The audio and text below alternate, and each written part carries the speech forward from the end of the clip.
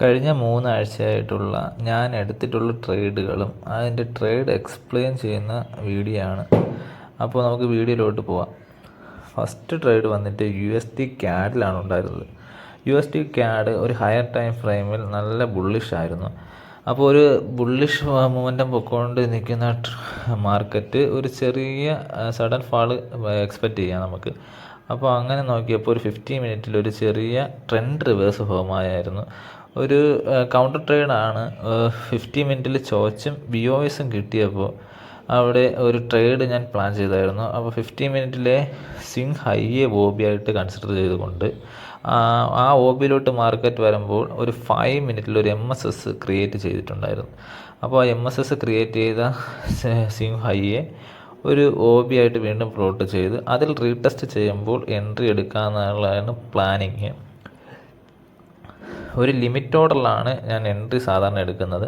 അപ്പോൾ എൻ്റെ ലിമിറ്റ് ഓർഡറിൽ ആ ലെവലിൽ ഞാൻ ലിമിറ്റ് സെറ്റ് ചെയ്തായിരുന്നു. ഓൾമോസ്റ്റ് ഒരു 0.3 ലോട്ടാണ് ഞാൻ എടുത്തത്. എൻ്റെ SL എന്ന് പറയുന്നത് സ്വിംഗ് ഹൈക്ക് മുകളിൽ ഒരു ബ്രീത്തിങ് സ്പേസ് ഇട്ട് ആണ് ഞാൻ സാധാരണ SL സെറ്റ് ചെയ്യുന്നത്. അപ്പോൾ എൻ്റെ ടാർഗറ്റ് വന്നിട്ട് 50 മിനിറ്റിൽ സ്വിംഗ് ലോ ആണ്. അപ്പോൾ മാർക്കറ്റ് ഓൾമോസ്റ്റ് 1:1.5 വരെ മൂവ് ആയായിരുന്നു. ഞാൻ ഒരു 1:2 ആണ് എക്സ്പെക്റ്റ് ചെയ്തത് ഈ ട്രേഡിൽ.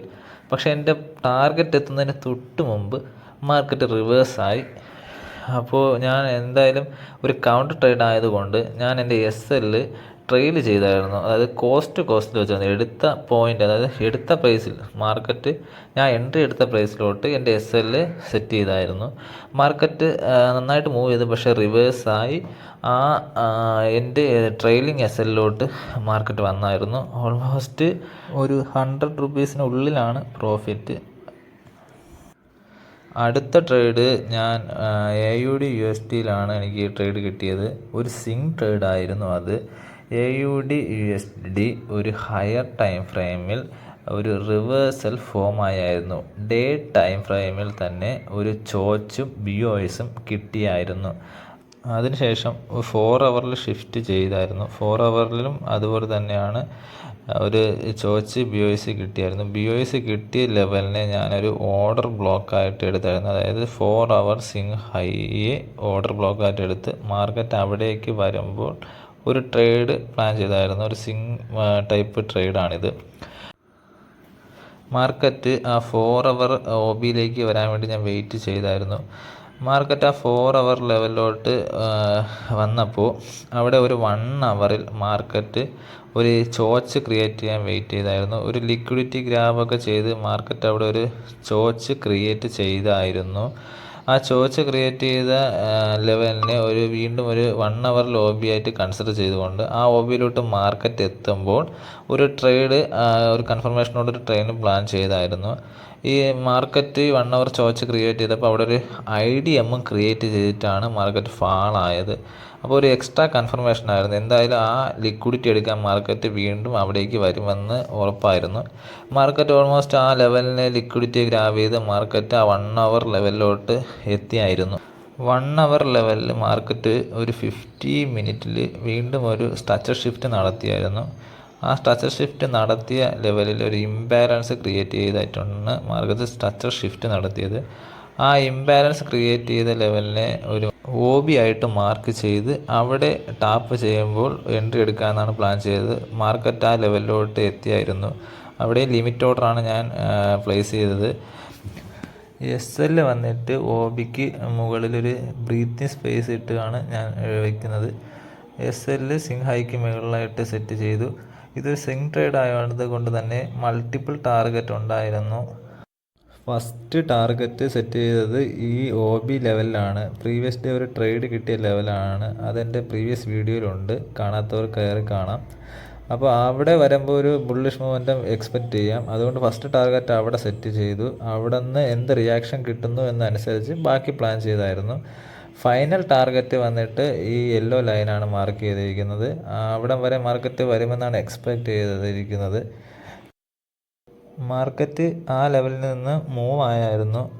ഓൾമോസ്റ്റ് ഒരു 1:2 മൂവ് ചെയ്തിട്ട് മാർക്കറ്റ് റിവേഴ്സ് ആയായിരുന്നു. മാർക്കറ്റ് റിവേഴ്സായ എൻ്റെ SL ഹിറ്റായിരുന്നു ഈ ട്രേഡിൽ. ഈ ട്രേഡിൽ ഓൾമോസ്റ്റ് ഒരു $8 ലോസാണ്. അടുത്ത ട്രേഡ് ഗോൾഡിലാണ് കിട്ടിയത്. പക്ഷേ ഈ വീഡിയോ എനിക്ക് റെക്കോർഡ് ചെയ്യാൻ കഴിഞ്ഞില്ല. ഗോൾഡ് ഒരു 15 മിനിറ്റിൽ BOS ക്രിയേറ്റ് ചെയ്ത ലെവലിൽ വീണ്ടും ടാപ്പ് ചെയ്യുമ്പോൾ എൻട്രി പ്ലാൻ ചെയ്തായിരുന്നു. എൻട്രി എടുത്തായിരുന്നു, ലിമിറ്റ് ഓർഡറിലാണ് എൻട്രി എടുത്തത്. പക്ഷേ ഗോൾഡ് ഇത്തി അഗ്രസീവാണ്. അപ്പോൾ എൻ്റെ SL ഹിറ്റായിരുന്നു, പെട്ടെന്ന് തന്നെ SL ഹിറ്റായിരുന്നു. ഗോൾഡ് ഒരു 0.01 ലോട്ടാണ് ഞാൻ എടുക്കാറുള്ളത്. ഓൾമോസ്റ്റ് ഒരു $9 SL കിട്ടിയായിരുന്നു ഈ ട്രേഡിൽ. അടുത്ത ട്രേഡും ഗോൾഡിൽ തന്നെയായിരുന്നു കിട്ടിയത്. ഗോൾഡ് ഒരു ഹയർ ടൈം ഫ്രെയിമിൽ നല്ല ബുള്ളിഷായിരുന്നു. ഓൾ ടൈം ഹൈ ക്രിയേറ്റ് ചെയ്ത് മുകളിലേക്ക് പോവുകയായിരുന്നു. അപ്പോൾ ഒരു 5 മിനിറ്റിൽ ഒരു BOS കിട്ടിയ ലെവലിൽ നിന്നാണ് എൻട്രി പ്ലാൻ ചെയ്തത്. 5 മിനിറ്റിൽ BOS കിട്ടിയ ലെവലിനെ OB ആയിട്ട് മാർക്ക് ചെയ്തു. ആ OBയിലോട്ട് മാർക്കറ്റ് ലിക്വിഡിറ്റി ക്രിയേറ്റ് ചെയ്ത് എത്തിയായിരുന്നു. അവിടെ നിന്നും അതും ലിമിറ്റ് ഓർഡറിൽ തന്നെയാണ് എൻട്രി എടുത്തത്. ആ SL ആ OBക്ക് താഴെയായിട്ട് സെറ്റ് ചെയ്തായിരുന്നു. ഈ ട്രേഡിൽ ടാർഗറ്റ് സെറ്റ് ചെയ്തതെന്ന് പറഞ്ഞു കഴിഞ്ഞാൽ ഇത് ട്രെയിൽ ചെയ്യാമെന്നായിരുന്നു ഞാൻ പ്ലാൻ ചെയ്തത്. കാരണം ഓൾ ടൈം ഹൈ ആയതുകൊണ്ട് മാർക്കറ്റ് മുകളിലേക്ക് പോകുന്ന എക്സ്പെക്റ്റേഷൻ ഉണ്ടായിരുന്നു. എന്തായാലും ആ സിങ് ഹൈ മസ്റ്റായിട്ടും എത്തുമെന്ന് ഉറപ്പായിരുന്നു. മാർക്കറ്റ് ആ ലെവലിൽ എത്തിയായിരുന്നു. അത് ബ്രേക്ക് ചെയ്ത് മുകളിലേക്കും പോയിട്ടുണ്ടായിരുന്നു. ട്രെയിലിംഗ് ആയതുകൊണ്ട് ഞാൻ എന്തായാലും എൻ്റെ സ്റ്റോപ്പ് ലോസ് വെച്ചിരിക്കുന്നത് ഒരു 50 മിനിറ്റിൽ ലാസ്റ്റ് ഇംബാലൻസ് ഉണ്ടായിരുന്ന ലെവലിലാണ് ഞാൻ എൻ്റെ സ്റ്റോപ്പ് ലോസ് വെച്ചത്. ആ ലെവലിൽ മാർക്കറ്റ് എത്തുകയാണെങ്കിൽ എൻ്റെ ട്രെയിലിംഗ് സ്റ്റോപ്പ് ലോസ് ഹിറ്റാവും. ഇല്ലെങ്കിൽ ആ മാർക്കറ്റ് മൂവ് ആവുന്നതിനനുസരിച്ച് എൻ്റെ SL ട്രെയിൽ ചെയ്യാമെന്നാണ് ഞാൻ പ്ലാൻ ചെയ്തത്. മാർക്കറ്റ് ആ 50 മിനിറ്റ് ഇംബാലൻസ് ലെവലിൽ ഒരു റിയാക്ഷൻ കിട്ടിയായിരുന്നു. പക്ഷേ അത് സസ്റ്റെയിൻ ചെയ്തില്ല. മാർക്കറ്റ് SL ഹിറ്റായിരുന്നു അവിടെ. ഓൾമോസ്റ്റ് ഒരു $4 പ്രോഫിറ്റാണ് ഈ ട്രേഡിൽ. എൻ്റെ ട്രെയിലിംഗ് സ്റ്റോപ്പ് ലോസ് ഹിറ്റായാലും. അടുത്ത ട്രേഡ് USD CADലായിരുന്നു കിട്ടിയത്. USD CAD ഒരു ഹയർ ടൈം ഫ്രെയിമിൽ നല്ല ബുള്ളിഷ് മൊമെൻറ്റം ആയിരുന്നു.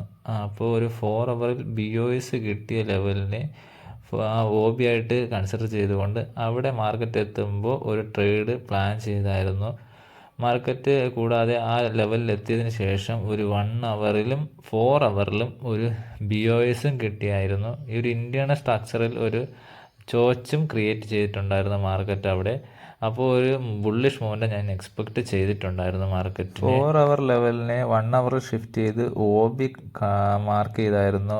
1 അവറിൽ നല്ലൊരു ഇംബാലൻസ് ഗ്രാബ് ചെയ്തൊരു OB കിട്ടിയായിരുന്നു സിങ് ലോയിൽ.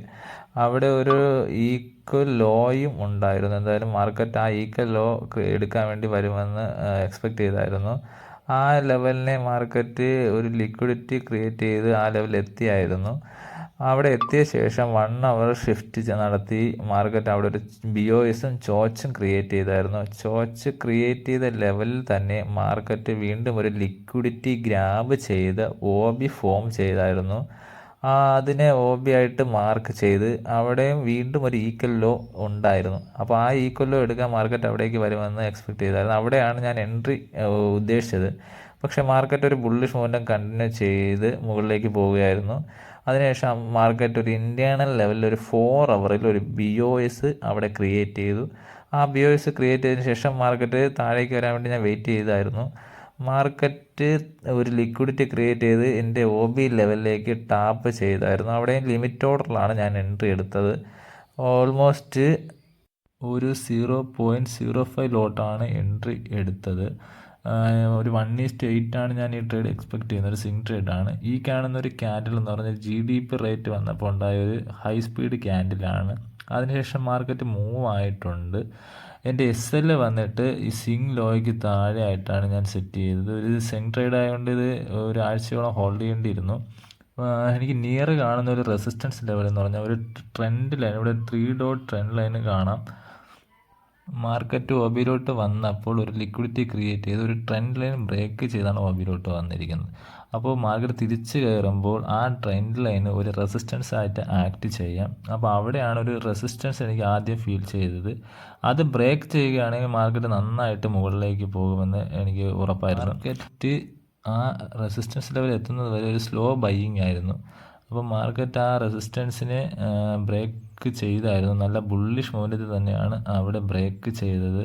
അത് ബ്രേക്ക് ചെയ്ത് സസ്റ്റെയിൻ ചെയ്താൽ ഹോൾഡ് ചെയ്യാനുള്ള പ്ലാനിങ് ആയിരുന്നു. ബ്രേക്ക് ചെയ്ത് മാർക്കറ്റ് നല്ലൊരു ബുള്ളിഷ് മൊമെൻറ്റം അവിടെ ഉണ്ടായി. മാർക്കറ്റിൽ എൻ്റെ ടാർഗറ്റ് വന്നിട്ട് ആ സ്വിങ് ഹൈ ആണ്. മാർക്കറ്റ് ആ റെസിസ്റ്റൻസ് ലെവലിനെ ബ്രേക്ക് ചെയ്ത് നല്ലൊരു ബുള്ളിഷ് മൊമെൻറ്റമാണ് കണ്ടത്.